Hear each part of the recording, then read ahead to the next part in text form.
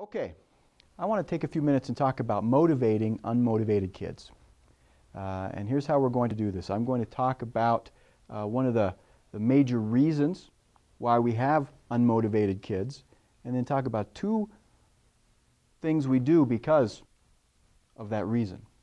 When we're talking about unmotivated kids, we're talking about kids who probably, for the most part, lack vision. And what I mean by that is they're not able to see the value of the thing that you're trying to motivate them to do. So whether it's eating their vegetables, brushing their teeth, coming home on time, it's very likely that if they're not motivated to do the thing that you're encouraging them to do, it's probably because they don't see the value in it. And so what we have to be able to do as parents is we have to be able to illustrate the value to them. We have to be able to connect the dots so that they can see the value if it was otherwise unrecognized by them. So, for an example of maybe the child not coming home on time, what we want to do is we want to have a conversation with them that illustrates the value to them for the thing that we want them to do. So we say something like this. We say, you know, when you come home on time, that makes me feel pretty good about your ability to remember the things I'm trying to tell you. And it shows me that you have enough skill and ability to get home on time.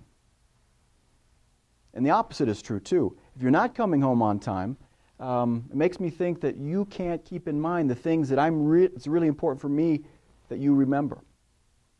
Plus, you must not have the wherewithal to manage to get home on time, the ability to make the choices and to manage your time so that you're home on time. When you come home on time, that gives me more confidence in you. And I'm more likely to extend more independence to you because of it. Because I know that you'll remember the things I've told you, and you're skilled enough, and you have enough ability to carry them out. Now, do you see what I just did?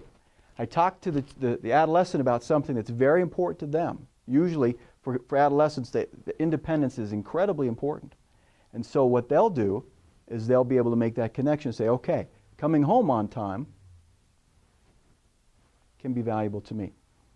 Otherwise, they may see it opposite. See, if independence is important to them, they may say, oh, I don't like coming home on time because that means I'm not independent. But it's up to us as the adults to illustrate the connection so that they can see how there's value in this for them. Now, what if they can't see the value? No matter what you do, they don't see the value of the thing. Say, for example, a child who won't eat their vegetables. They may not be able to relate to the idea that we want them to be healthy and strong. And we might even be able to say, well, you'll be big and strong if you eat your vegetables.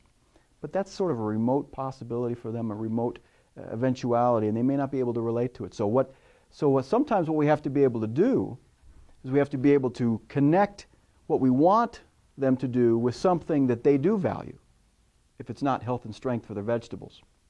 And it's very important to connect to make that connection one that's logical and natural as much as possible. So, in the case of the vegetables, then maybe what we'll want to do is we'll want to say, okay, if you'll eat your vegetables, then you can have dessert. We connect it in a way that's natural and logical. Because if they won't eat their vegetables, if they're not hungry, if they don't have room for the vegetables, they don't have room for the dessert either. And the opposite is true too. Now, as we're trying to connect something they value to the thing we're trying to motivate them with, there's a couple of very important things to remember.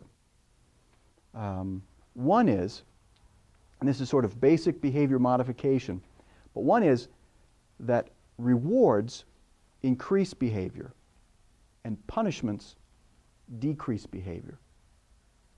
Let me say that again. Rewards are to increase behavior. Punishments are to decrease behavior. And it's important that we don't mix those up. Because sometimes what parents will do is they'll say, if you don't eat your vegetables, then you can't go outside and play. Okay, not going out, keeping you inside is a punishment. It's not a reward. And so we're trying to increase behavior by implying a punishment. That's probably going to work against you for the most part. It's much better to apply a reward to motivate a behavior.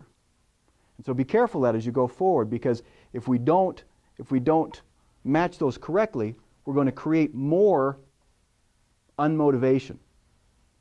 And that's the thing we're trying to correct. So, in the event that we have a child who's unmotivated, it's very likely that they have a lack of vision, which means they don't see the value connected to the thing we want them to do. So what we can do is either help them see the value, connect the dots for them so they see the value, or we associate something else to the thing we're trying to motivate them with that they do see value with, so that they'll be more motivated.